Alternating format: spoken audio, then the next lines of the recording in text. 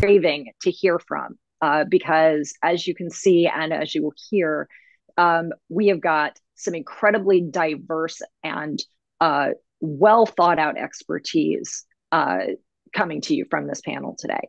So we'd like to thank all of them. One of the things about the Drake Group Education Fund webinars is that all of the panelists donate their time and do not get paid to come here and deliver this knowledge to you. So we would like to thank them all for taking time out of their days, morning, afternoon. It's 7 o'clock here in Glasgow, so we've got all the times of the day covered here.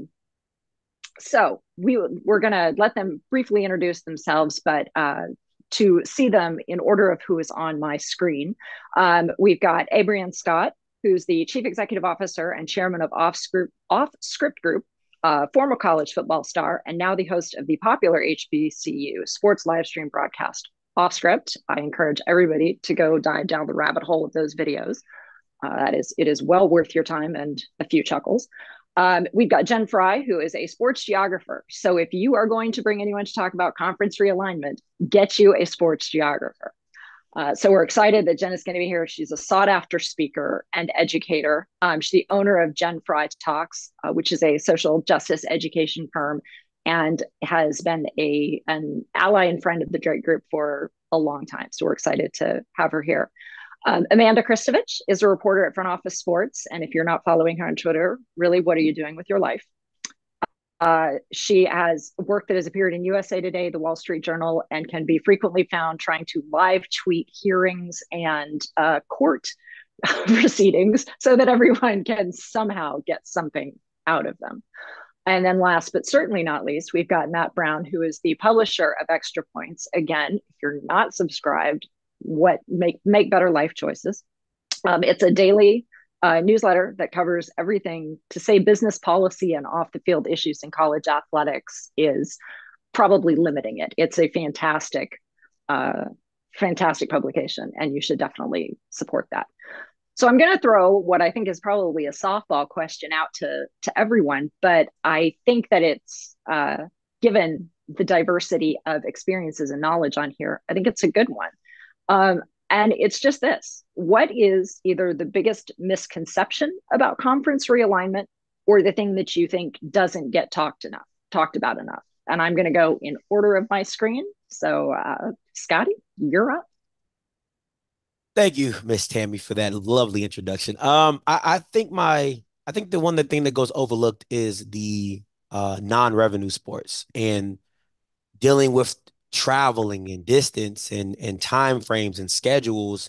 Nobody cares about volleyball. Nobody talks about soccer. Nobody talks about lacrosse. Nobody talks about, swimming and all those non-revenue sports. It's usually dominated by basketball and football, and those non-revenue sports go overlooked in how they're traveling in distance and how it affects their schedules and things like that. So that would be my main concern.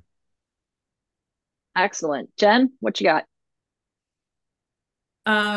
So Tammy A, I appreciate you having me here, Julie as well. Thank you very much for having this sports geographer here. And so I think, kind of going off of Abrion, of no one thinks about those sports. I think the problem is that they'll try and transport them in the cheapest way possible to try and save money. And what does that mean for their flights? That they have 15 layovers, right? They're hopping all over the country to get to one game and then hopping all the way back. So really, in some sports, it might take 1 or 2 travel days. I think about Stanford or Cal having to go to the East Coast. They're not going to get nonstop flights. Let's be honest.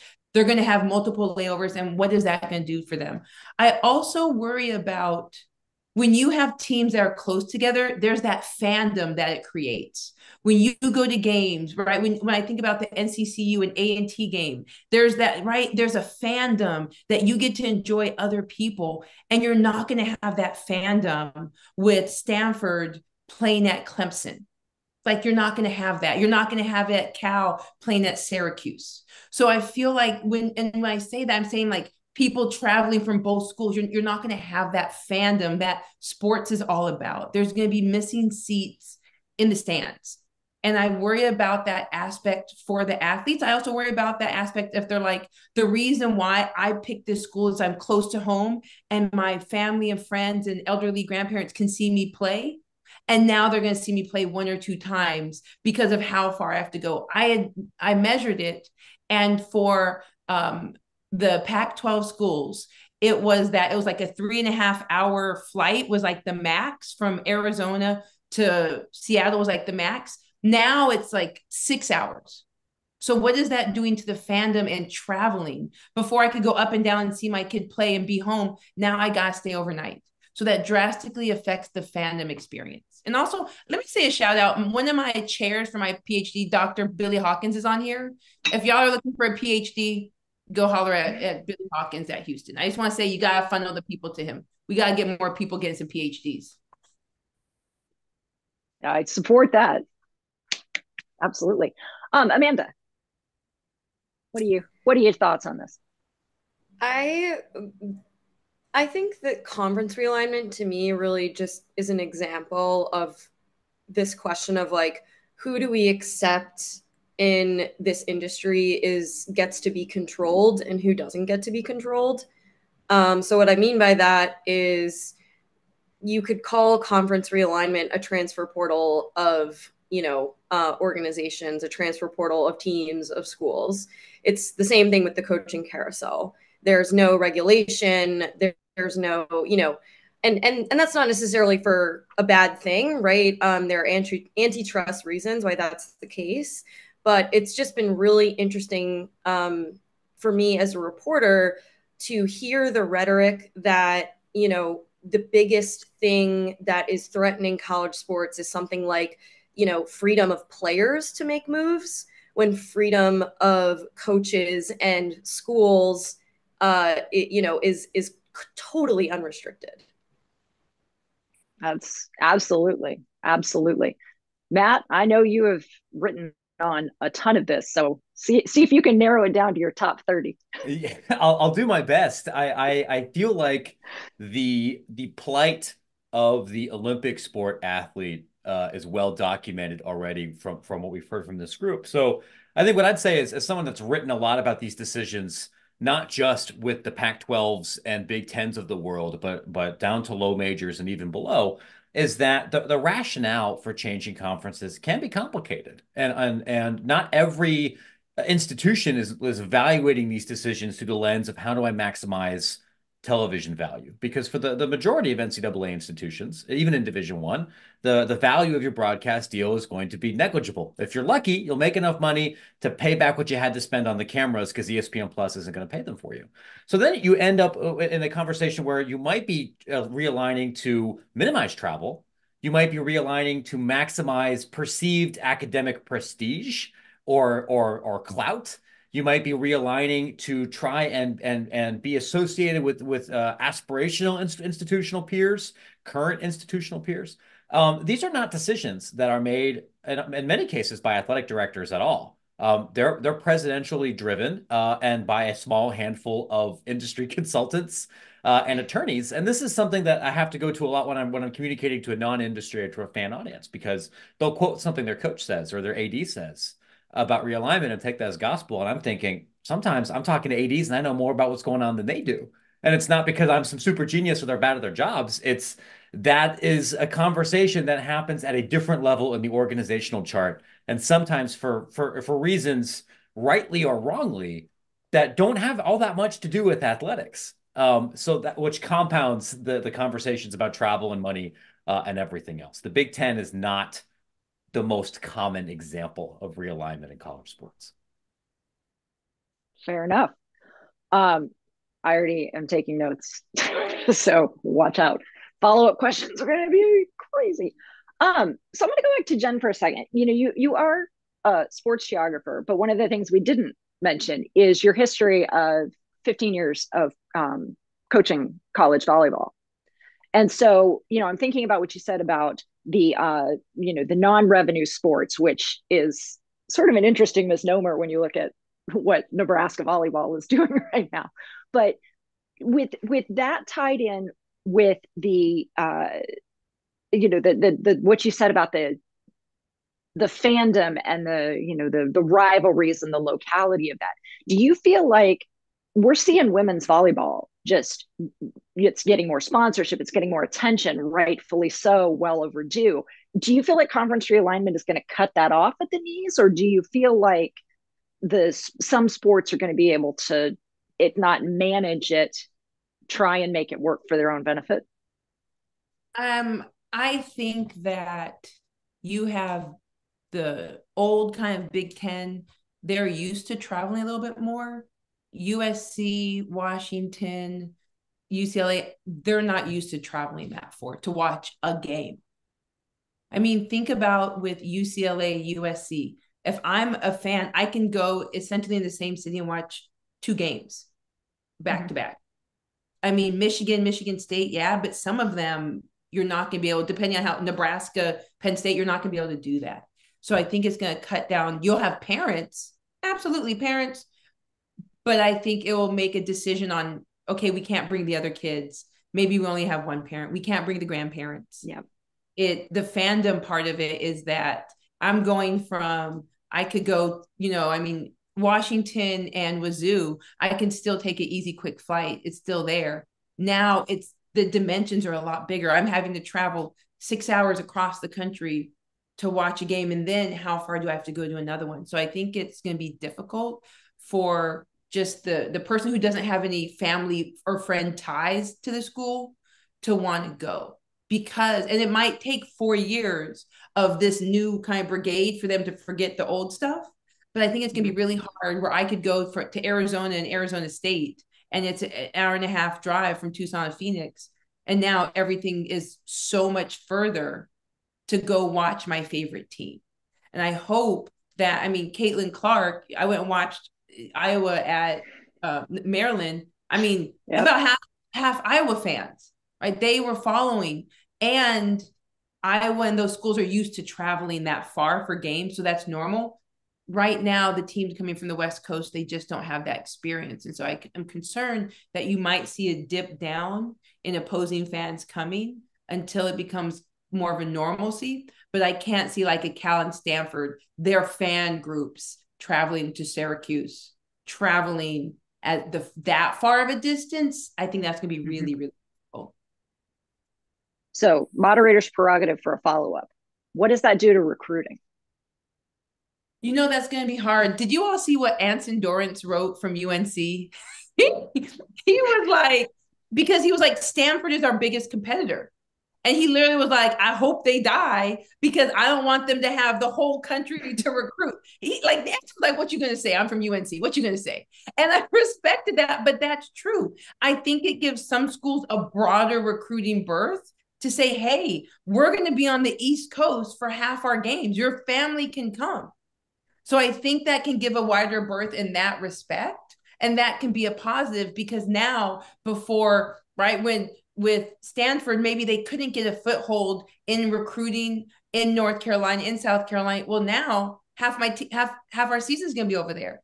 And you're going to get, your family's going to get to see you play all this amazing soccer, volleyball, whatever it is. So I think in some aspects where they've been trying to get a deeper foothold, they're able to do that. But Anson, he was like, man, I hope Stanford, man, I hope they die.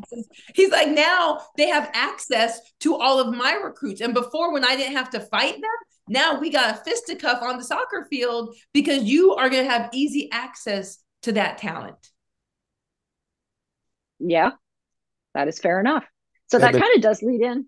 Nope, go ahead. I want to just piggyback off of what Ms. Jen said, but that goes both ways, right? Now UNC is going to be, or Maryland is going to have those opportunities to get those kids from California who haven't been exposed to Maryland basketball or haven't been exposed to Maryland soccer and lacrosse, and you start getting those kids from the West Coast of when you travel, right? Because now when I go over there, now I'm sending my recruits out to the local high schools, right? I'm sending my recruits out to those areas that we really didn't care about getting because it's like, why spend the money to go all the way across the country when we can build a nest egg here? But now that we have to go across the country, I might as well leak into your backyard and see what you got cooking. So, I think that goes both ways. So with recruiting, I think exposure for the student athlete is going to be tremendous because now you're going to have a bunch of schools that you've never seen in your high school before come to your high school just to see what you're able to bring. And that includes non-revenue sports, because we all know football programs are national programs. But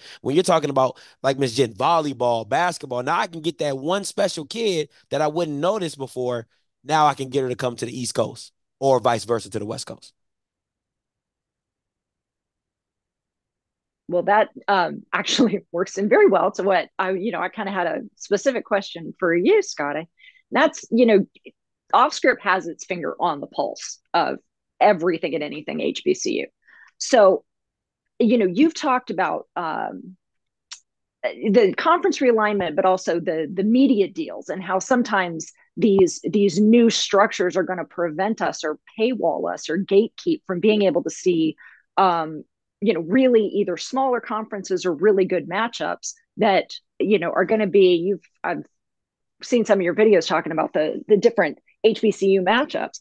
How do you feel like this is going to affect, or how is it going to cut in the power 4, 5, 2, 3, however many powers we're saying there are right now? Is it going to cut this off at the knees, or is there some kind of advantage that can be taken of it?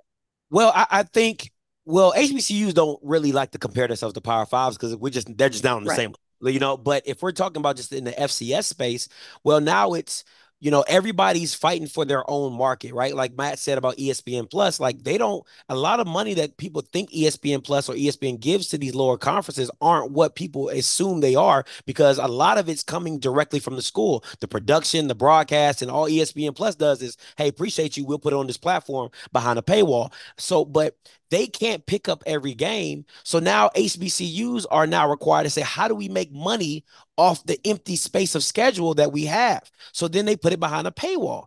So then you have users like myself and other users say, I'm not paying you, even though I want to support my school and I want to do this, I'm not paying you $20 for a broadcast that is so-so, right? So then you go out and try to find a local regional deal, or you try to go find a local, black owned company that's doing that's doing media production to see what you can get from them. And you usually don't get the value that you want, or you have people in place that don't understand media and don't understand how to negotiate the deal on impressions and advertisers and things like that. So when we're just talking about pure FCS, it's a fight, right? Like and I know Mike can probably go a little deeper. Like North Dakota State has their own brand, just their own. They have their own local network. They do everything in house, and they're pretty much like the Alabama of North Dakota State. HBCUs don't have that luxury. You have a Southern that battles with LSU, right? You have a FAMU that battles with Florida, USF, Tampa, right? Like they're in major markets where they're battling against Power Five conferences. So you don't have the same type of ability to go attract those lucrative big money TV deals. So you have to figure out, they have to figure out creative ways to generate income outside of just, getting a massive ESPN deal or a massive Fox Sports deal. And the last thing before I go, my thing has always been, what bothers me about HBCUs is that they only go to one source. There's too many broadcasting partners to just say, hey, let's see what ESPN has. I'm going to Apple TV. I'm going to Amazon. I'll go to Fubo. I'll go to Fobo. I'll go to Tubi. No, because everybody's looking for live sports, right? Apple TV. Tubi, not Tubi. They come to Tubi. If they come with the right check, I'll be right on Tubi. Trust what I tell you. Right. So, but you have Apple TV that paid a boatload for MLS soccer, right? Like these platforms are looking for live sports. And when you have a fan base like HBCU that leads in attendance, that lead in eyeballs and viewers, they come with their own brand. They come with their own market. So they're going to come with dollars. So that would be my biggest gripe, is that I'm like, hey, let's get away from ESPN. Let's go find somebody that's willing to drop a bag on us because they lost the competition with ESPN for the top conferences. Real quick, I can add on that because I've talked to a lot of FCS conference leaders and ADs about that exact principle. Because when ESPN Plus sits down there, whether that's for the SWAC or the Big Sky or Conference USA or whoever, to go talk about television deals, 9 out of 10 times, friends, ESPN is not the high bidder. CBS is trying to get many of these rights. Flow Sports is trying like hell to get a lot of these rights. And there's other companies here. And I've had multiple ADs tell me, here's the truth. Nobody ever gets fired for doing a deal with ESPN.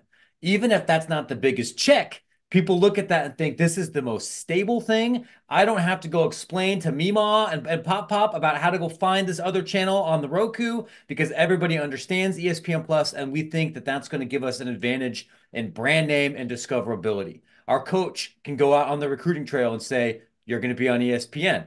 Whispers Plus, but all they hear is ESPN. If it's you're going to be on OMG, BBQ, WNBA.biz, that's paying us all this much more money, but you can't explain what it is, then your coaches get yelled at. And so like and that is part of the challenge, right? And it's part of the challenge for monetizing these rights and part of the challenge of figuring out what kind of league that you're going to be in and everything here, because everybody has to balance accessibility versus your fiduciary responsibility to get the most money you possibly can for your athletes. And there's no real easy answers. There's a push-pull no matter what, even if we're talking about the Division III level, where we've had a couple of leagues now say, give me the bag, and we're gonna go paywall our stuff because that money will be what we need to go get a professional camera operator and not an 18-year-old who's playing with on Twitter instead of shooting the game.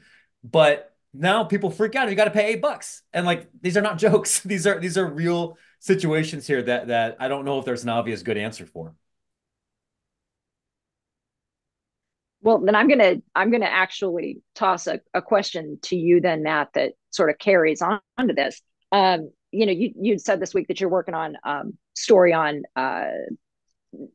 governance and championship access and things like that, and whether or not automatic qualifiers will survive and that sort of thing. So when we're talking about now these conference realignments and the impact on everything from television deals to the bowl access, what are you hearing? What are you seeing about how the conference realignments are going to affect the bowl situation or postseason in general?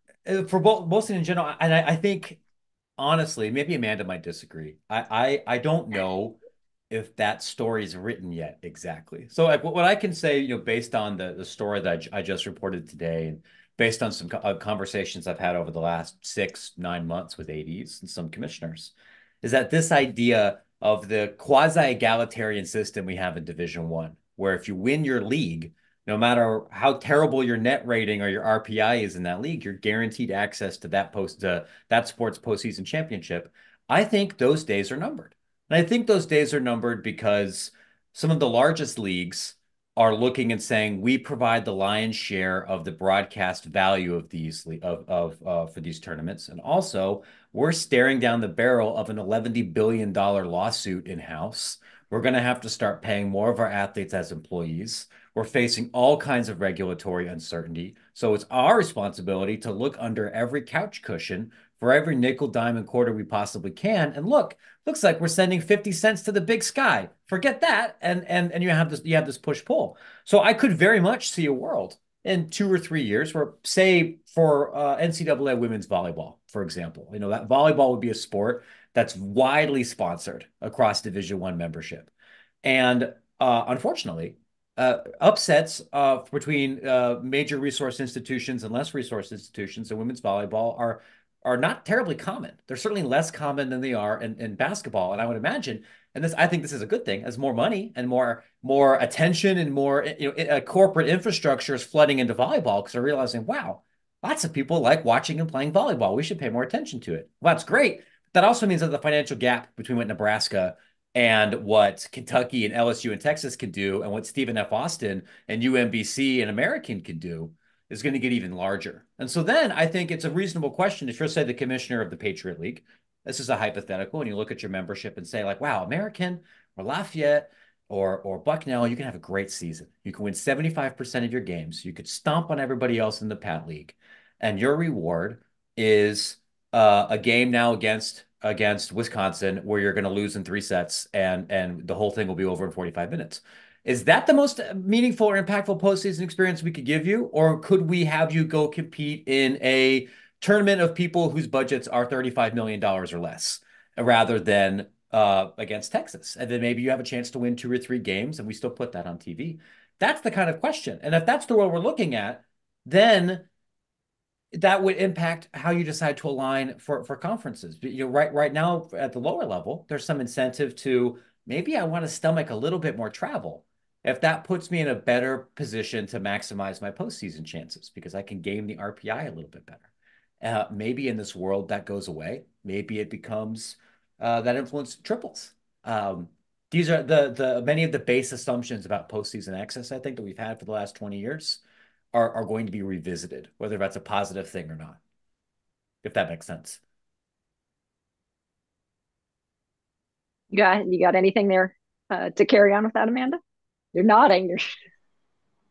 Well, because I just had this thought like while Matt was talking, it's so ironic that the question, because he's absolutely right. I've spoken with experts and media executives who are saying that even FBS football is leaving money on the table by having, their current structure where you've got 10/9 conferences and you are kind of, as opposed to just taking the 30 top schools and having them play each other constantly, right?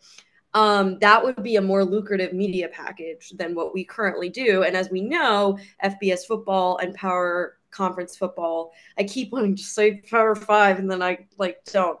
I'm from LA, so it's like very sad for me. Anyway, that would be more lucrative. But ironically, if you look at what the college football playoff is doing, they're kind of like going in the opposite direction as this concept that Matt was talking about with, not wanting these Division I automatic qualifiers to get into the tournament and get money from the tournament, because a lot of the frustration around the college football playoff, sorry to throw shade at Mr. Ohio State, but we're sick of seeing the same teams, And so the beauty of the 12-team playoff, just stay muted. Okay. The beauty of the 12-team playoff is that there's going to be at least one group of 5 school guaranteed in the playoff every year. And so for me, I'm looking at it and going, well, I wish some very smart person on, either on this panel or watching this webinar could tell me how much value is in the Cinderella effect, because every year that's a huge ratings draw for at least the men's tournament and now the women's too, right? So you take that away, and maybe it's like if you're looking at, you got your calculator out and you're like, okay, well, we have fewer teams to divvy up the funds, great, but think about all of the financial benefits that come with the Cinderella effect that the CFP itself is chasing. Can I add on to that? I think I have some thoughts about all of this. I think first, this idea of the top 30 schools or the Power 4. Also, can we acknowledge that the Big 12 was like the Undertaker, was in the coffin, right? They were throwing the dirt, and then they came up bah! That's why I envision the Big 12 is literally the Undertaker. Everyone thought they were dead. Everyone was RIP, and then came out, busted through the coffin, and is throwing bodies. Let's just acknowledge the Big 12 doing that. So I think one thing that we're not thinking about is coach contracts, because coach contracts, the goal is to get over 500 to get, especially for football, to get into not tournament play, but bowl status. If we now separate them from having those other lower schools, and they're having to play all tough schools, how many coaches are not going to be getting bowl status because they're going to get beat up? And then also doesn't mean we're firing more and having to pay out more contracts. So thinking about that, I think, and we're already spending about hundreds of millions of dollars. The next point I have was what you said about volleyball. And I think the problem is what we're going to see is that automatically HBCUs are going to be pushed to the side, because that's what they're going to be thinking about. Because in volleyball, there's actually quite a bit of parity. American beat Duke. American has beat Power 5 institutions before. So that's you're seeing more parity because of the transfer portals. And they've done, American volleyball has always been amazing, but you're seeing more sports where there's more parity because of transfer portals. So then how are we going to decide, even if it's budget wise, but we have some of these non-Olympic sports busting butts? How do we decide, okay, your football team isn't good, but your other Olympic sports are doing amazing. Do we still lower them?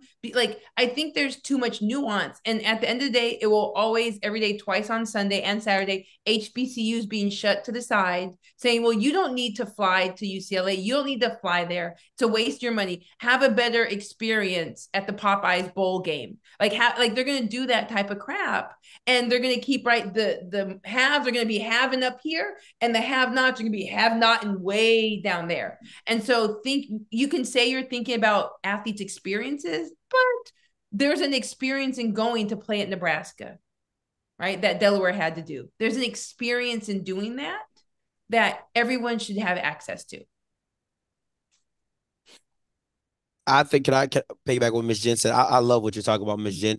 But the thing with HBCUs, they live in this conundrum of, do we take the check? Do we take a guaranteed check that we can just play somebody formidable, that we can have a good time, nobody gets beat up and get embarrassed? Or do we go take that higher level competition, maybe win, maybe not, and get beat up, and then take a check, and then we say we should have never. It's like I always use the example, if you're in the neighborhood and you have this big kid that you got to go see, and you're like, I really don't want to go play him. I'd rather go play the kid down the block who's more on my level.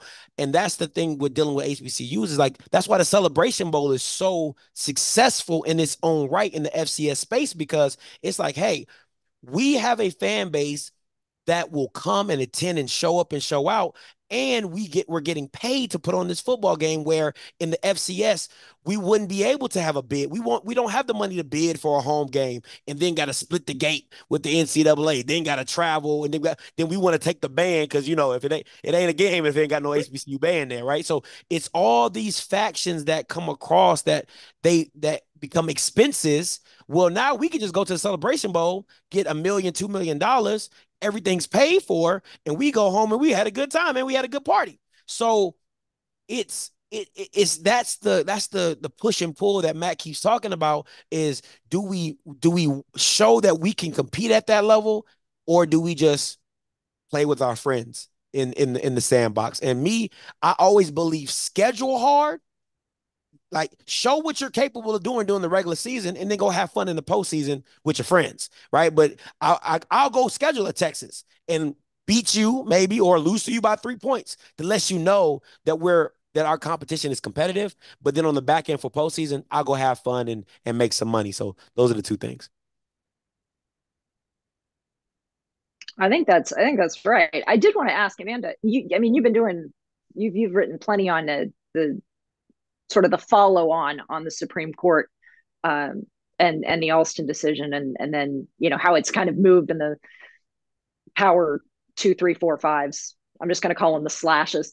Have kind of created chaos. You wrote something on that last August, I remember seeing, and now 6 months later, like, do you feel like you called it? Do you feel like somebody just threw a grenade in the middle of it? What are you talking? I think maybe, is that the one pinned to my profile? I think that was it the Regents decision that I wrote about? It's possible. No, it's possible. But you've been covering all the fallout. I've been covering, yeah. It's funny, I come from like a family of lawyers, and I was like, I'm not going to be a lawyer. Now I have to know all the things that the lawyers know for a salary that is perhaps not quite up to par with the lawyers that I'm sitting in the room with. Anyway, so to answer your question, no, I don't think I called it. When it comes to that decision, I think one of the Supreme Court justices who wrote an opinion in that decision called it. For those of you who may not know, the Regents decision was the one in 1984, I believe, that broke up the NCAA's TV monopoly and paved the way for conference TV networks, right? And as we know, like, we'll talk about this, I'm sure, but like, ultimately at the FBS and Power conference level, the TV money is what is driving these decisions, and all of the benefits that come with it. So this decision, one of the justices, whose name escapes me at the moment, wrote basically saying, like, predicting what was going to happen, and saying that, there is going to be this greed, right, that is going to impact amateur sports and amateur college football if we allow, conferences and we allow this sort of free market situation. He wasn't necessarily saying it wasn't legal, that the decision was wrong. He was just he was certainly predicting it. And I think that that's really interesting because, as usual, that's usually a decision that people point to talk about the NCAA's amateurism defense. But I think, as I'm sure you know, but now I think it's like funny that that decision is really instructive for conference realignment, which was certainly the much more immediate issue. Obviously, amateurism is the bigger one, like in the long term. But yeah. So like, I guess, yeah, I could say I called it, haha, but no, I didn't. It was that Supreme Court justice who wrote it like in the 80s before I was born. You and Matt have both said that being able to somehow communicate and make it palatable for the general public to understand that stuff. Kudos to both of you for all the work on that. So I want to hit a couple of things about, and I hesitate to call them non-revenue sports because I feel like it's almost pejorative at this point because it's sort of a choice. it's an economic fallacy whether something is revenue or non-revenue at this point. But several of you have hit on the Olympic sports. So things like Olympic sports, and I'm thinking gymnastics, for instance. Men's gymnastics has maybe 20 programs across the country. So, as you've said, those people are used to traveling. Oklahoma's men's gymnastics team goes a bunch of places. Women's gymnastics, there's a bigger contingent, arguably a much more popular fan base for that. But I'm thinking in terms of schools like Fisk and Talladega, who, are two HBCUs that have gymnastics teams. Does this give the ability, does conference realignment and sort of knowing full well that the football is dictating it and, the larger groups are going to follow that. I'm wondering about whether or not some Olympic sports in the realignment phase will find a way to either schools will develop Olympic sports because they have more the availability of a different competition framework as opposed to, at one point in time, the Big 12 only had two men's gymnastics teams. So you can't really have a conference championship with Oklahoma and Nebraska. But would smaller teams or Olympic teams, does anybody have any thoughts about whether or not that could develop if a like-minded or a right-minded athletic director or athletic department? I have a few. Was so inclined. You start, Matt. Go ahead. Oh, okay. I think at the power level of schools that have lots of resources, the unfortunate reality is that over the last 20 years, these schools very seldom start programs unless either one, crazy rich person is offering to bankroll the entire thing, like with Penn State hockey or Utah lacrosse, or a judge says, start a program or I'll sue, or you're gonna lose a lawsuit, like Clemson. With some of their new women's programs. Everyone else has the money to do this. They're just choosing not to. And it's not an irrational choice not to necessarily expand if you're not looking to grow enrollment and if you're not getting a huge donor push to have an expansive program. I've had people at Clemson tell me like, yeah, we could start 26 sports, but our fan base and our boosters and our donors and our local political group really just care about football and baseball and now softball. And so there's no reason to stick out our necks and kind of do what you're doing. So if anything, I think realignment has actually created incentives to cut some of these programs. I think with the University of Cincinnati and their soccer program, it speaks as a contemporary example. Like this program was dropped around COVID, and COVID was used as an excuse. But like the dirty little secret was Cincinnati knew that they were going to eventually join the Big 12. And men's soccer isn't a priority in that league. And so they figured, well, why not get out ahead of this? This is not part of our long-term structural plans. Where you see what you're describing, that trend of can realignment be a positive reason to start programs, that does happen particularly among smaller conferences, especially at the Division II and Division III level, where enrollment management is a bigger incentive to start a program. And then the more schools you have in your immediate geography that have similar programs, that lowers the operational cost for you starting that program, which then increases your margin when you start a new team. Like, I don't like to use the term non-revenue sports either, because every sport is a revenue sport. It's just a question of how you measure that revenue and where that revenue comes in. Track and swimming are not just revenue sports. Friends, those are profit centers. It's just that they don't show up on the EADA or the FRS report because all that profit's tuition. It's not ticket revenue, but it's still showing up that way. So I think maybe an ambitious example, but one place where you might see this would be in hockey. And as more schools are kicking the tires on starting women's hockey programs, particularly at the Division III level, where travel is expensive and physical infrastructure is significant, you may have some places in the Midwest and in the Mid-Atlantic and the Northeast where you reach a tipping point. And now suddenly, okay, maybe now Kenyon can afford to do it if four of their peers are doing it. But I wouldn't hold out hope that anybody in the Big Ten is going to go, oh, wow, here at Oregon, hockey's been a fun club sport, but now we're moving into a big hockey and lacrosse league. Let's start that. They're not going to do that. If they have any extra money, that's going to football. Like, the only way they're going to do it is if a judge says, do it or you're going to Crute jail. And then they'll start a program. Like, you need a stick, not a carrot. My one thing that I want to add is the Big 12 is now going to be sponsoring beach volleyball, which throws a very weird wrench into a theory that I think is totally correct that we're talking about, where ultimately they don't have an incentive to do this. And I think it's because they're taking multiple Pac-12 programs, because like beach volleyball is a Pac-12, stalwart. And so obviously, like, beach volleyball is kind of in a different, my rudimentary understanding of it, right, is that like there's tournaments, like the setup, the travel is a little bit different. But it was very interesting to me when I got that press release and I called them and I was like, hey, like, why, like, what's up with this? Why are you doing this? And it was like, ultimately just like, oh, well, now we're going to have beach volleyball teams in our conference. We never had, I think one existing Big 12 team had one. But they were like, yeah, why not? I can tell you it wasn't Oklahoma. So yeah, I just wanted to point that out because it's something that I've been thinking about for a while, is like Big 12 beach volleyball. Interesting. So yeah, I don't know.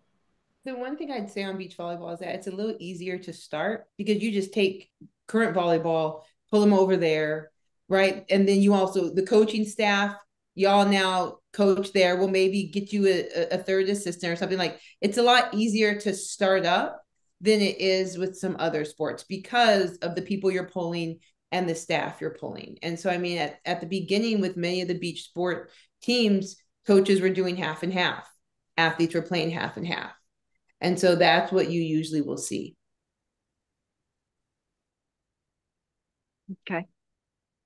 So let's talk athlete welfare and athlete health and safety. And, the idea that there are still some people who think that they're students first, which despite all evidence to the contrary. So let's talk about the sports like baseball and softball that go on 3-game road trips. And to Jen's point earlier, you're adding at least one travel day before, or as I've been when I was working in sports medicine, in a big West school, you're on a bus overnight from Utah back to Riverside, California, which is very exciting and very healthy. And then you get off the bus and you go to school. So how is this? How can we with a straight face say that we are respecting these college athletes as students first and respecting their education when we're expecting them to be missing 3 to 4 days of school every other week, depending on a road trip? How is this justified? What do we do about it? Anybody? So I think it's going to be interesting to see how like Stanford and Cal manage this, because I'll just use volleyball because that's what I know. So we're going to say that they maybe play on Friday and Sunday, which means more than likely if they play Friday, they want to be there Thursday. So they're probably going to travel Wednesday, maybe Tuesday night, Wednesday. So they had Monday for class, then Tuesday, maybe Wednesday is going to be a travel day, because I mean, when you travel East Coast or West Coast to East Coast, your day is gone, right? Like it's the whole day of travel. And so then you get there, you have the day to get settled, do homework, practice, get your bearings. Then you'll play. Then you'll have the Saturday as like the off day. And then you'll play on Sunday. But we're not chartering, we're flying. More than likely, because of the way it goes, I mean, if they play it like, say, 1 or 2, they can maybe catch, if there's any 5 or 6 or later flights, to get back to the West Coast. But if they can't because of the time they have to play, well, now they have to leave Monday. So now they're leaving Monday really early, and they're leaving 5 or 6 o'clock in the morning. They're getting back to the West Coast at 11 or 12 in the morning, or 11 a.m., 12 p.m. And what if they have back-to-back days? So are they supposed to go to their classes for that half a day, and then they're back on the road on Tuesday or Wednesday? And I say all that as a professional speaker that travels a lot, and I work out, but I don't work out like them. It affects my body. Going the East to West Coast, going from East Coast to West Coast isn't as painful. When you go from East Coast to West, that 3-hour time difference is painful. I mean, I have my sister owns a hotel in Bali. I go to Bali. The 13-hour time difference does not affect me as much as going from East Coast to West Coast. So when we talk about like, how are they going to be able to do it? That's what I wonder. Because as someone that travels, I can't imagine the schoolwork, the playing, the body fatigue, and be able to compete consistently on a high level because of the amount of home games they're going to have versus the amount of away games that they're going to have. I just can't see how it's going to be healthy body-wise, but especially mentally, because if we're talking high academic schools, academics, those teachers don't play about missing class. So how are they going to be able to miss all of that class in 3 months and be able to get there? So if we talk about mental health, think about the stress on, look, for me, B's got PhDs. I'm a solid B'er all day, every day. I'm not that A stuff, that's the B's. But for these athletes who strive for the 4.0, how are they going to be able to maintain that with that type of travel schedule and the anxiety of missing all those? The anxiety and that stress is what worries me the most. Can I just add no, go ahead, quickly, because I just want to add what the administrators say in response to that when I've asked them, because it's going to blow your mind. It's not even, at least publicly, what they're saying, they're not even acknowledging that.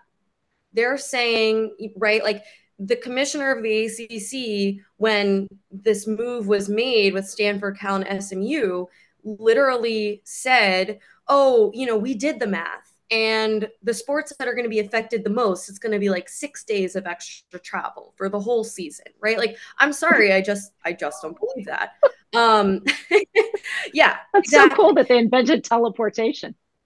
Exactly. When I was covering the USC National Labor Relations Board case, under oath, there was a USC athletic department administrator who at one point was the interim athletic director at USC for a very short time, so she knew what she was talking about, who refused to answer the question, will there be negative impact on athlete well-being when USC moves to the Big Ten?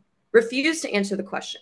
Ultimately, after being asked 3 or 4 times, what she offered was, to the extent that there will be, we will try to mitigate that. So I just wanted to put out there what is being said from a high level in response to all of these issues that Jen just brought up.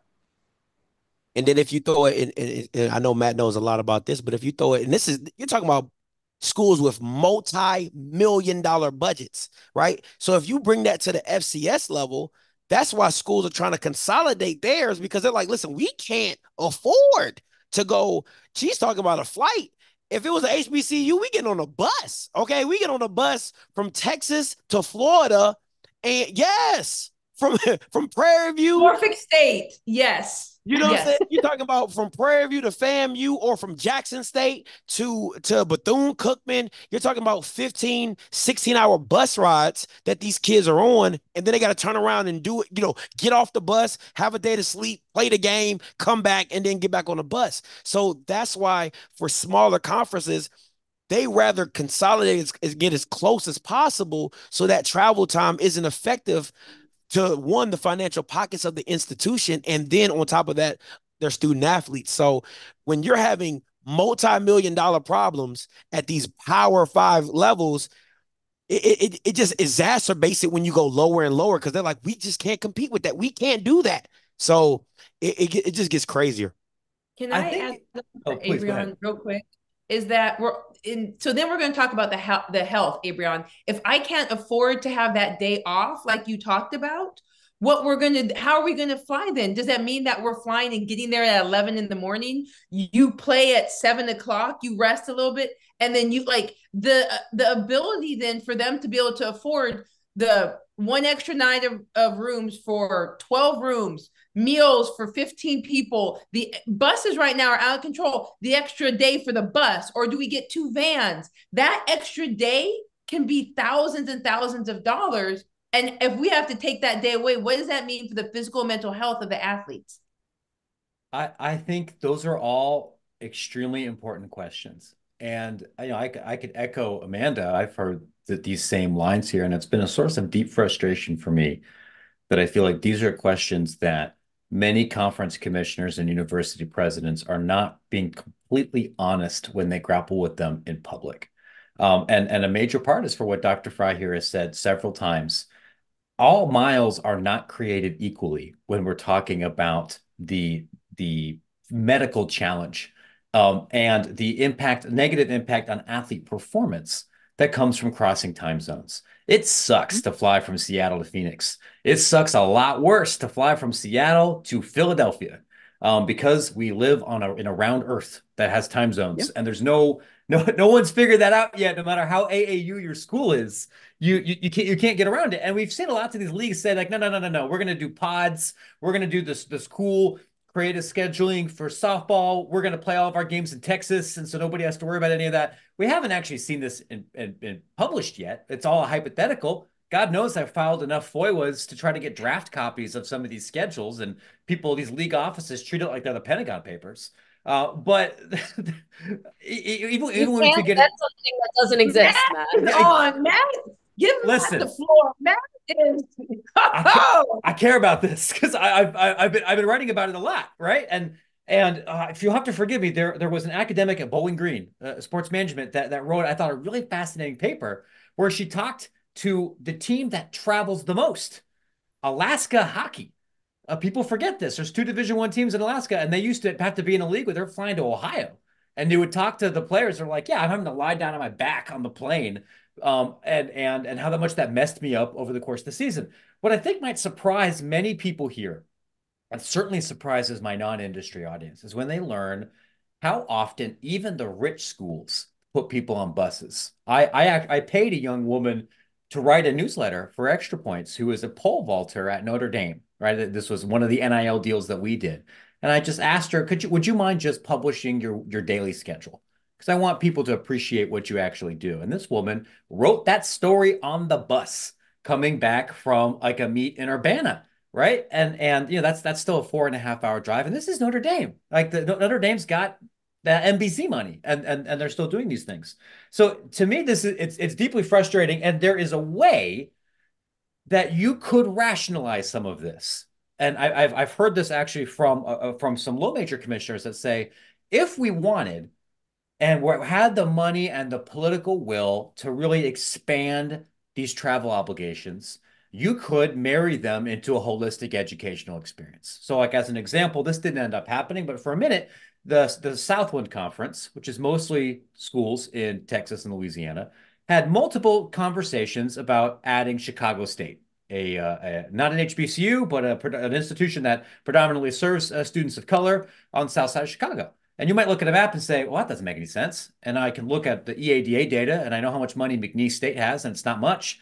So you might think, boy, that's a ridiculous travel obligation. And what I heard from administrators at the conference office and with schools, they said that's true. But we also recognize that we have a lot of students here that are from rural Louisiana or from rural Texas that have never been in Chicago.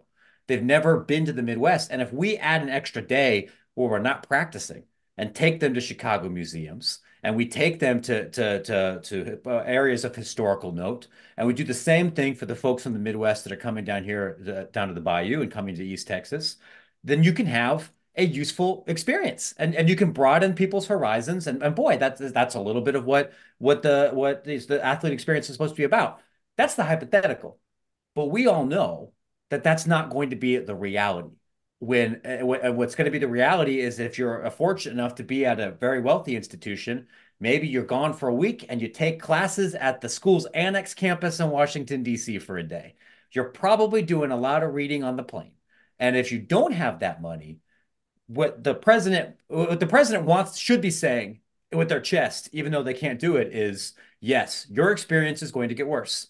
And that is a difficult decision, but it was one that we made because we think it's in the holistic best interest of this athletic department and university. And I'm sorry that your legs are going to swell from being on Spirit Airways. And I'm sorry that you're going to spend an extra Saturday sleeping in O'Hare.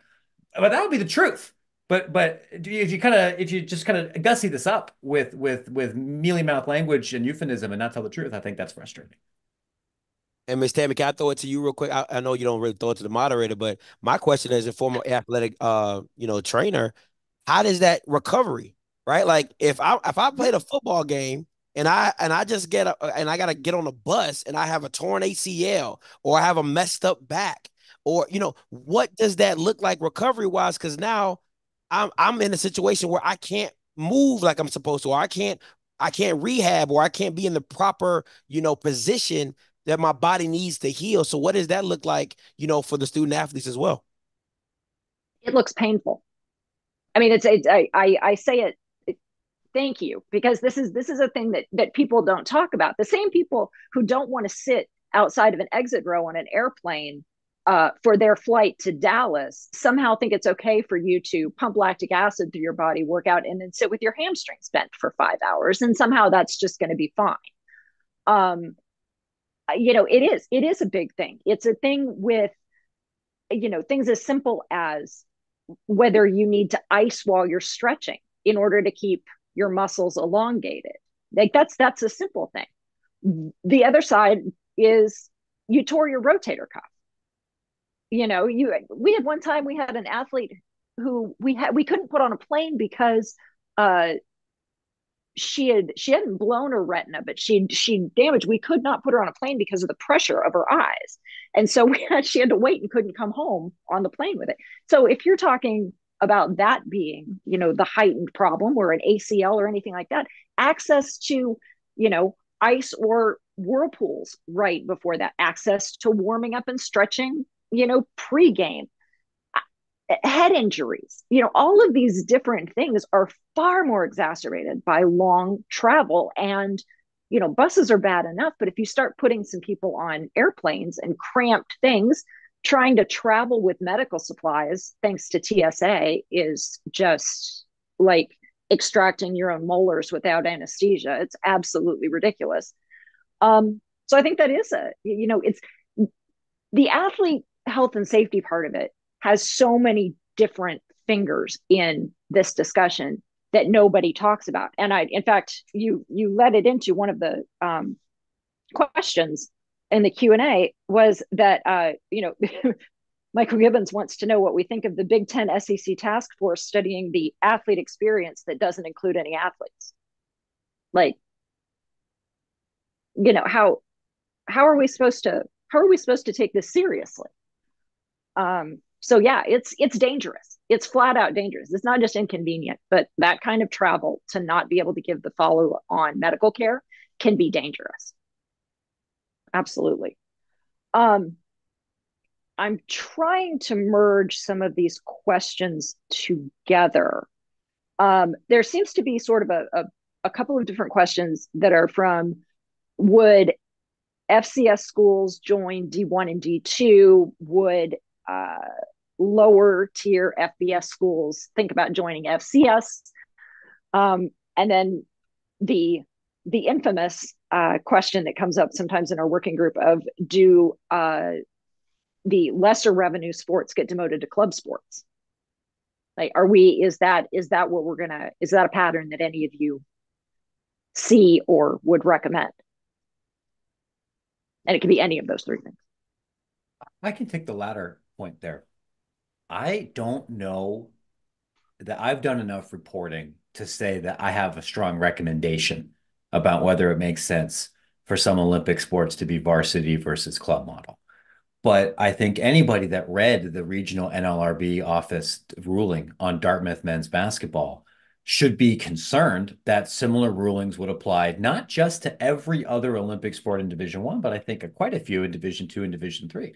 I say this, I've said this on the radio a couple of times. I don't mean it as a pejorative, but Dartmouth men's basketball is not big time college sports. Like these are games that are going to be outdrawn by good, not great, but good regional high school basketball games. And school musicals and things that have nothing to do with the highest level of college basketball. Like it's not a very good team, and it hasn't been a very good team since any of the people on this panel were alive. And the ruling then hinges on this idea of their employees, not because of they're bringing in lots of revenue, but because they're being controlled and treated as employees. They are employees of an unprofitable business. It's not the amount of money that you're bringing in. That's the core legal question. And if that's true, I didn't go to law school. I did this dumb job because I was trying to get out of going to law school too. So I couldn't tell you. But if that's true, and you cross out Dartmouth men's basketball and you write in Kenyan swimming, I think it's still true, or Grand Valley State football, or anything else in low major D2 or D3. And so it's been made very clear to me from my reporting earlier today and from the conversations I've had with so many leaders at FCS and 1AAA, those schools don't believe they have the money to support an employment model. And if you're a Division I school that's has a robust athletic department because you're trying to do it for enrollment management purposes, the math doesn't math anymore. You financially can't support 28 sports while paying even minimum wage to athletes because that eats up your entire margin. So then I think the question is, if that's the legal reality, and if FCS leaders are not able to articulate and advocate and lobby for a different legal reality, if that's the world we have to grapple with, then you really do have two choices. You either need to decide, I guess we got to come up with an extra $20 million to make this work, to comply with Title IX and comply with our institutional mission, or we got to drop the club. And we have to simply exert less control to make this legally permissible. And I think my advice here and would be to anybody who's involved in collegiate athletics at the Division II or Division III level or lower level Division I is you got to start pushing your president to be ready to have some very hard conversations about those things. And I maybe later I can say that I have a deep spirit is moving me to take a very strong position about which one of those is best. But it is something that absolutely has to be grappled with right now because that may be what judges force schools to do. Can I add to that? I'm also very curious with this ruling of, is it that the athletes get their scholarships and they get paid? Because at that point, what's going to happen? Is it going to say, well, we're not giving you scholarships for, I mean, Ivies don't get scholarships, but like schools that do, we're not giving you scholarships. Your pay is going to come out of that. And then what does that mean for that? Now you got to pay those taxes on it. And the healthcare part, are they now going to be responsible for paying some of the wages of strength and conditioning, academics, all of these people? Are they going to be, as employees, expected to pay that? Does that mean the amateur rule of 20 hours a week is gone? You're a salaried employee now. So you've got to work all these extra hours. Like, what does that, because that's one of the problems, right? If you're a salaried employee, the 20 hours, no, you're going to be here all the time. Again, I think someone in the questions mentioned the academic part. What does that mean for that? If you're a salaried employee working for your pay, what does that mean for academics? And I think the last part about it is that many employees are at-will employees. So does that take away that protection as well? So you don't have, because right now there's only like, what, 3 things that can get your scholarship removed. It's like academics, like there are certain things. Does that change them to at-will employees? And now you have 3 bad games like the NBA, Matt, you're out of here. So like, well, that does happen now. Yeah, like we have to lie about it, but that's been happening. We call it being processed, or perhaps you are being gently encouraged to pursue transfer portal opportunities. When in English, I was going to say, It's called entering the transfer portal, and I have an article that came out literally 2 hours ago on that exact thing of coaches complaining about the transfer portal and then causing the transfer portal to transfer portal. Right. But can I address a couple of these, because I would argue I think I've, of all the things that we have to cover, I think I spend my most of the time these days on like the Dartmouth type thing. So there's no requirement that this needs to be salaried employees versus hourly. And as we all know, the 20-hour rule is BS. You know, I mean, there's tons of testimony. Everybody talks about it's 20 hours, it's 40 hours, it's 60 hours. The Johnson case actually specifically advocates for hourly wages rather than, so that takes care of overtime. The tax implication is obviously a big concern. The only counter I would say to that is that that question was used against athletes getting NIL rights too. So I would be careful, because it's like, obviously, yeah, it would suck to have to pay taxes versus getting the scholarship. However, I wonder about the other labor protections that these players will get, including the ability to collectively bargain, because this NLRB decision doesn't just give them the opportunity to be athletes. It gives them the ability to collectively bargain, which can assuage all these issues with how many hours you're allowed to work, when you're allowed to travel, you know, whether or not, I had something else in my head. Oh, it fixes the transfer portal problem, by the way. Totally fixes it, because then you're allowed to collectively bargain with the NCAA, and you're allowed to create rules around trades, right? And salary caps. All of that is legal in the pros because of this concept of collective bargaining. So it fixes that problem. Arguably, almost fixes the coach's problem more than the player's problem, because then you put limits, right, on salaries and things like that. And I think there was one other thing that I had to say, but ultimately, I have another question about the club sports thing, is like, why does it have to be varsity versus club? Is there somewhere in the middle that satisfies the legal definition of amateur, but protects some of this, especially at the Division I level, protects some of the, you know, prestige of varsity, right? And that's a question I'm posing to you guys, but I do think that there's this question of like either or, and all the schools have to do is not treat the players like professionals. That's all they have to do. They don't need to cut the sports. They just need to treat the kids differently. Is there a way to do that keeps this prestige and level of competition intact? Maybe not, but maybe so. I wanna go back to the collective bargaining. And the thing about it is I love the transfer portal. Now I do understand that coaches have a very, finite way to get players to kind of force them into that. But I always believe in player power, right? Because you're making money off of me. Let me go decide my own future. The only thing with that collective bargaining, and you see it in the pros, is that when you have somebody over top of you, they still have control over you, right? So I could have I could be in a situation where I want to be traded, but you don't want to trade me. And then you go back to the old rules before the transfer portal is, I don't want to see that player go in conference. I won't give you the okay to go to Auburn. You can go to Washington, but I won't let you go to Alabama, right? So in some aspects, because even the pros, they don't get it right. Right. Like, now they got the franchise tag and they trying to get rid of that. And then so there's so many things that can be put in place to kind of hinder that player power. Because to me, what it should go down to is it should be the whole structure of college athletics, including salary for coaches. That has to be included, because the way that coaches are allowed to just jump ship and leave and go to another program in the middle of a season or right before a postseason, you can't have the coach from Georgia say, "Hey man, we got to fix this about the bowl game," and then coaches are allowed to leave before bowl games. So it's like you can't get mad at me because my backups are playing, but I'm in Texas. I used to be at Tennessee, but I'm at Texas. So it's so many different layers to it that need to be constrained and put a wrap on, because I don't care if you're Nick Saban. There's no reason why you should be making $20 million a year. I'm sorry, it just doesn't make sense to me. I don't like it. Like just I'm like, bro, you just coach football. Like you just get the best talent and put it on the field, and you put them in the right place, and they, that's neither here nor there. But going to another level of FCS and talking about moving up, right? Like there's been a whole thing. Our commissioner says he wants to have an FBS conference. Never going to happen, right? Like you're not going to get all 12 SWAC institutions to move up to FBS. The budgets ain't built for it. It's not going to happen.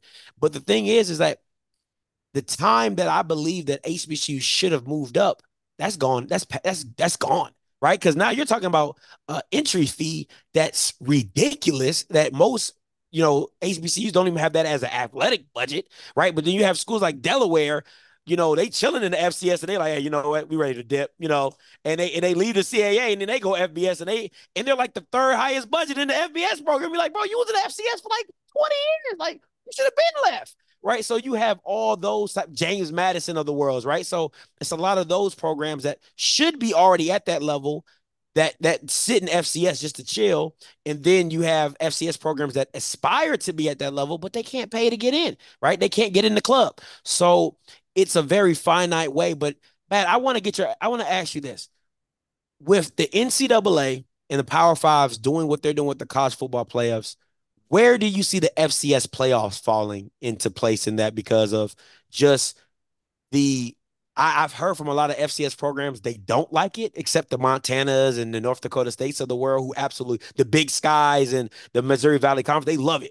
But a lot of FCS conferences, they don't like that model. So what does that look like in the grand scheme of things and how that gets changed over? Boy, I mean, this has been on my to-do list for a while because I've talked to people about it, and the kind of thing that might surprise people is that schools usually lose money when they host these home FCS playoff games. The television value for these games, and it's not going to change with this new NCAA TV deal, is minimal, and the NCAA takes most of the gate. And sometimes the gate isn't even that big, so you might come out in the black if you make the semifinals or if you go to Frisco. But for that opening weekend, you know, Stony Brook at Eastern Illinois kind of game, Youngstown at whoever in the Big South, even though you got a bid to host, you lose money. And the financial incentives and the financial model around FCS football don't work for a lot of the institutions right now. You have some commissioners that are saying we should expand the playoff, and get rid of the bid system and try to equalize things that way. You've had some that say the NCAA should take less of a cut for some of these games. Fundamentally, I don't know if this is the kind of thing that's completely in the control of the CAA and the Big Sky and the MVSC, because a lot of it also depends what happens with FBS, right? If we have such a titanic shift in the employment model system, maybe 2/3 of the teams in FCS say, actually, we're Division III because we're not in this world, and then the playoffs look fundamentally different. I tell people this, and it's a joke, but it's not really a joke. If I knew exactly how all these things were going to break with these court cases and who's going to be in doing what, I wouldn't be shilling an $8 a month newsletter. I'd go work for Altius. I'd go quadruple my salary, and I wouldn't see you jokers later. I wouldn't go count my money. I don't have that, right? I'll be honest with you. And like my job is to put the microphone in front of people's faces to get them to answer the question, and I'm going to write it down. I'm going to use my brain and the best I could possibly do to translate that into English and think about it. But I don't know how it's going to end. And that's, I think, what you're discussing here really relates to a lot of what we're discussing. Fundamentally, the ADs and many of these presidents and commissioners are not actually in charge of what happens next. What happens next is really much more the domain of Amanda's world. It's the courts. And it's what the courts will end up doing that end up shaping a lot of what kind of happens next.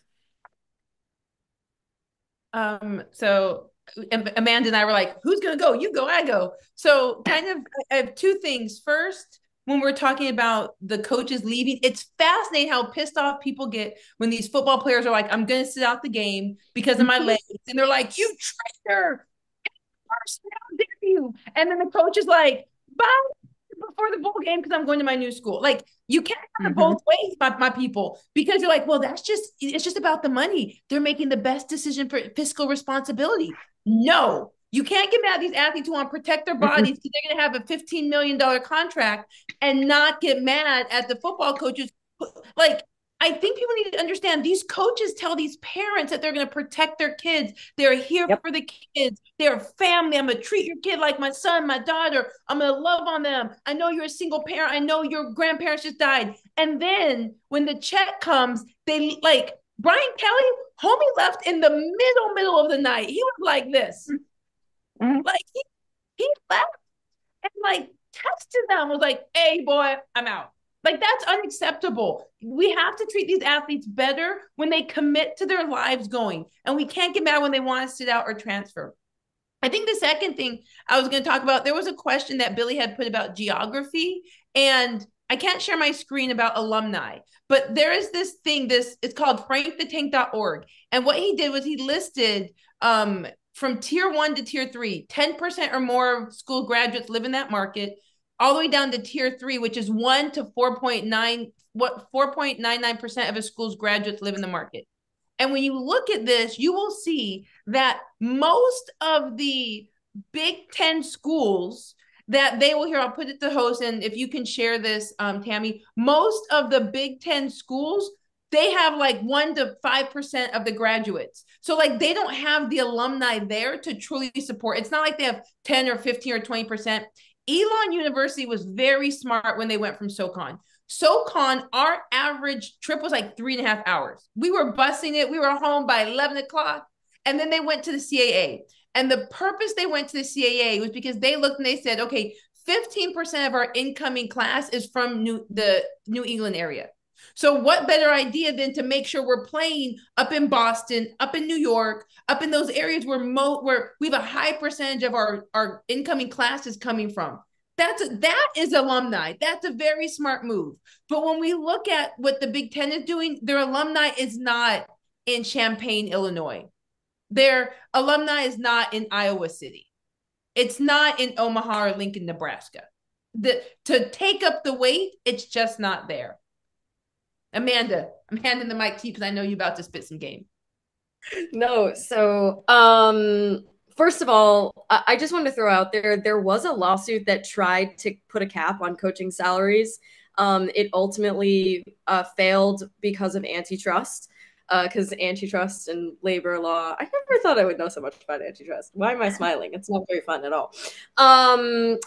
So, right, theoretically, that as I feel like has been pointed out here, collective bargaining could maybe be addressed there, but legally, I'm not sure if there would have to be separate collective bargaining of coaches with the NCAA. Anyway, just wanted to put that out there. To the point about the players sitting out the bowl games, the origin of the word student athlete was created as a legal defense to keep the NCAA from having to provide workers' compensation, right, for players who, ruined their lives because they had life-threatening, or career-ending injuries, right?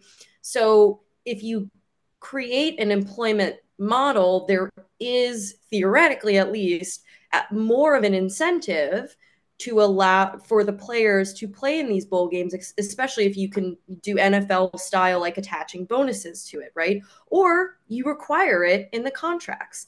And it's totally valid that like there are going to be restrictions on the players, or there could be in a collective bargaining model that there aren't now.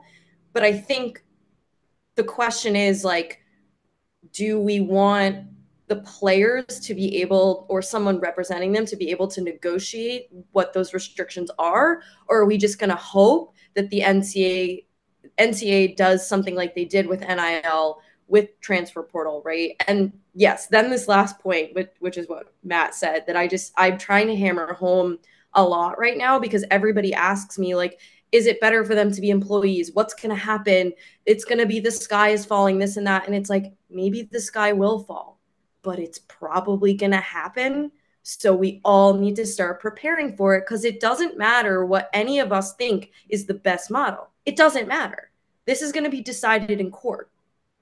So it doesn't matter what we feel about it. It's like we have to figure out what the best thing is for the industry, for the players, for whoever your constituency is, because we can debate it all we want, but none of us are going to have a say. And none of anybody watching, unless you're a federal judge, are going to have a say either. If you are a federal judge watching this, by the way, my tips line is compliance Yes. at extrapointsmb.com. I would love to talk to you. Yes, and my email is amanda@frontoffice.com. I was going to say, based on the questions that are in the Q&A, not only could we do this for another half an hour, but the follow-ups are going to be ridiculous. So I'm going to try my best to mash up, I believe, 5 of them into one question, hinging on or piggybacking off of the unionization type thing. If that were to happen, and I'm going to do the worst moderator thing, and I'm going to ask for a yes or no answer. If that were to happen, could you see a scenario by which athletes could negotiate for academic support for people? You know, I'm looking at Bruce Smith, who asked a question about athletes who struggle with school and the travel impact. If they wanted to sit out a game or a road trip in order to do something school wise, and the health and safety aspect is always a deal. Would you think that that could be something that you could see happening if athletes had collective bargaining or that kind of leverage? Would they be able to leverage for academic and health and safety support? I would say yes. Abraham. If you get the, okay. Yes. Nope. You can have one sentence. If you get the right panel of people together, because even in the NFL, there's a players union and they have a president that kind of dictates the collective bargaining agreement. So to me, it's like, who do you get to represent all of student athletes? You know, that's the question. So, but yeah, I would say yes. Okay. Amanda? Same answer, same caveat. Yes. Love it. Jen? Yes, I think you might see a few player associations that will unionize, because they're going to be, you might have like a non-Olympic sport union. You might have a football, like you're going to probably see different unions because they're going to have different needs. I mean, that's just the reality. And you probably will have it by division because just the needs are going to be so different. You can't have, I mean, the golfer for everyone, especially like football, basketball, I just can't see that happening. So I think it would be, the NCAA is going to have to get ready because they're about to be talking to law unions. Matt? I actually think for that reason, I'll say no.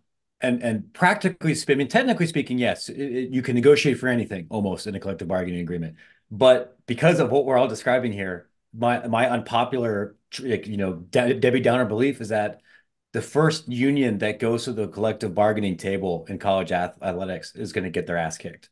It's not going to be strong, and that's generally what happens for early professional unions. And I think there's a real chance that that first deal is actually worse for the median athlete than what they have now. That doesn't mean you shouldn't do it. It doesn't mean it's not morally right. It doesn't mean those deals can't improve in the future. But your success in collective bargaining is limited to how organized and how strong your union is.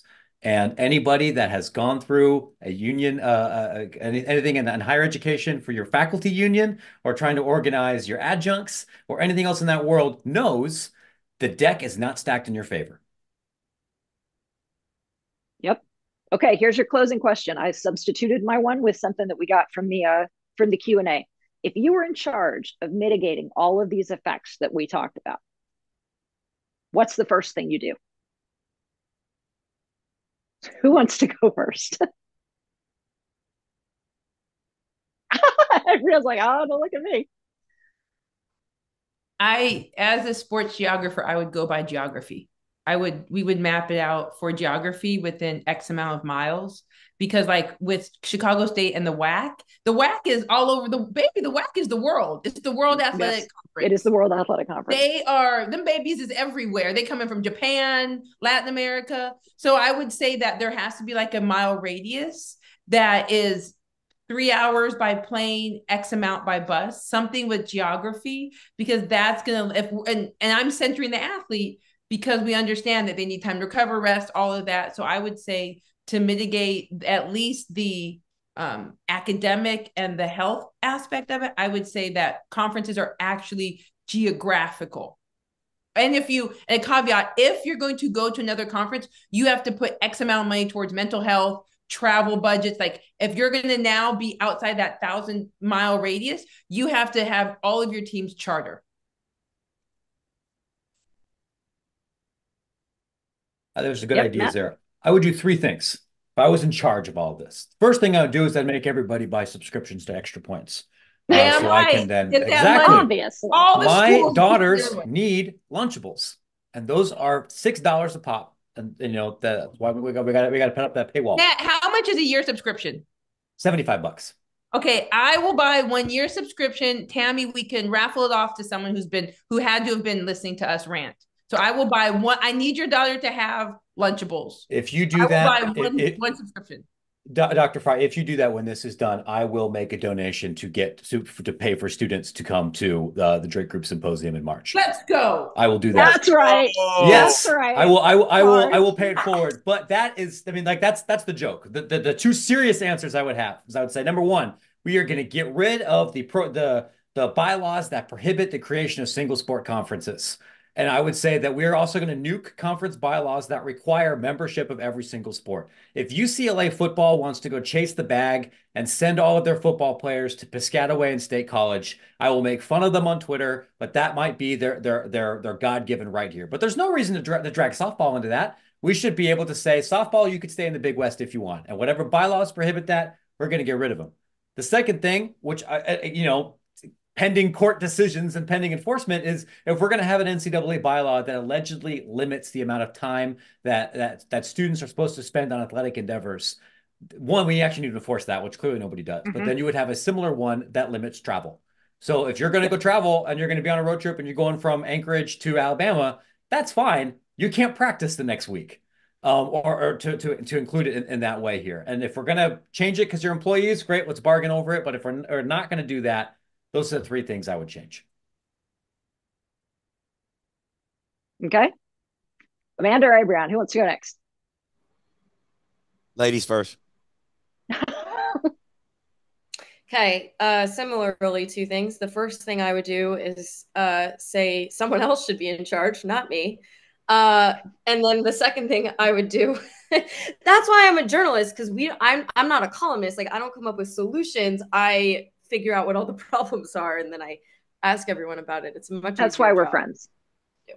Yeah. So, I would open a Google Doc and create a list of labor lawyer experts, the contacts at all the major and most successful players unions, and then also reach out to Charlie Baker. Well, it's like you reach out to Charlie Baker, you ask him very off the record in a soundproof room, right?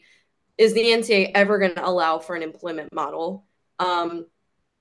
If yes, great, let's work on that. If no, okay, I'm going to go to my second list of all these experts, and I'm just going to start gaming out scenarios and just start preparing for the inevitable. You got the last word. Yeah, and I don't think people are going to like this. I would have a one size fit all media contract.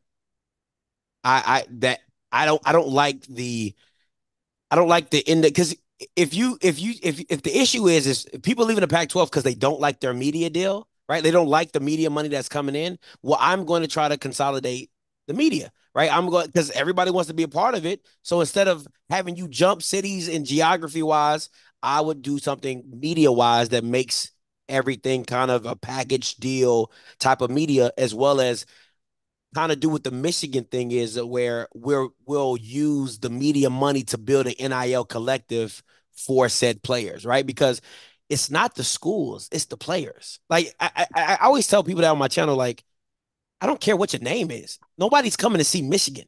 They're coming to see the player at Michigan. So at the end of the day, it still goes with the player. So I would kind of do something media-wise that contractually got all the schools together in one media big kaput, and then built an NIL collective for players on the side. All right. Well, I don't even like the fact that we're coming to a close, but I think we have burned up our time. So I want to thank these panelists again. They donated their time in the middle of their days to show up and really break down some very complex things. I managed to get a lot of information in 30 or in an hour and a half. So thank you to each and every one of you. I think I'm supposed to, in theory, kick this to Mazzy for another poll. But I encourage you to, if there are follow-up questions, I mean, I'm looking at 23 questions. So there's going to be some follow-up answers. So if you have questions, get them in the chat before we go. And Mazzy, back to you, I believe. I have to jump. Thank you, friends. Bye, Jen. Nice. Bye, Jen. Bye. That was an amazing conversation, everyone. I love listening to it. I'm going to bring back the poll that I brought at the beginning of the conversation.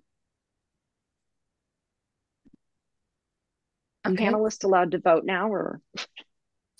Let me see if I can make it. Probably not. Oh, honestly. No, it's fine. Okay. Let's see. I also have to go. I got to go pick up my kids. Matt, Amanda, Tammy, it's been amazing. You guys are awesome. I'd love to connect with you guys offline. Absolutely.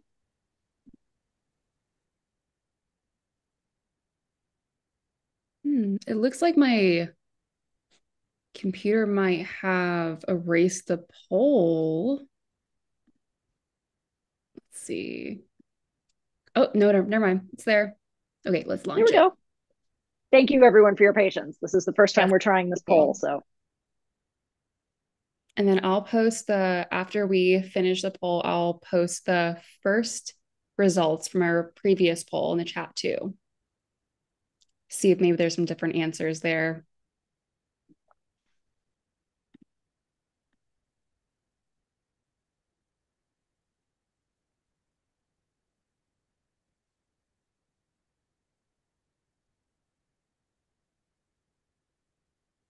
Okay, I'll give maybe 15 more seconds.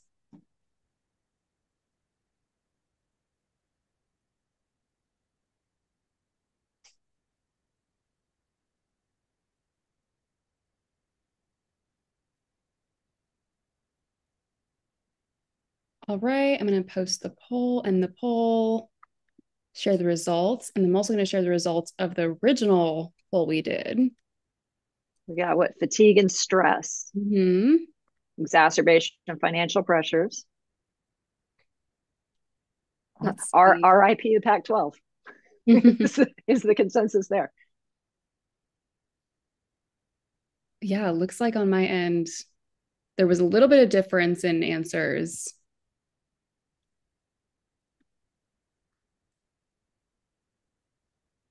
Cool. All right. I'm going to stop sharing that. Well, thank you everyone for coming, and please join us on March 14th. Thank you to our panelists, our moderator, and of course our attendees. Thank you so much, everyone. Thanks, Amanda and Matt. Okay. Bye.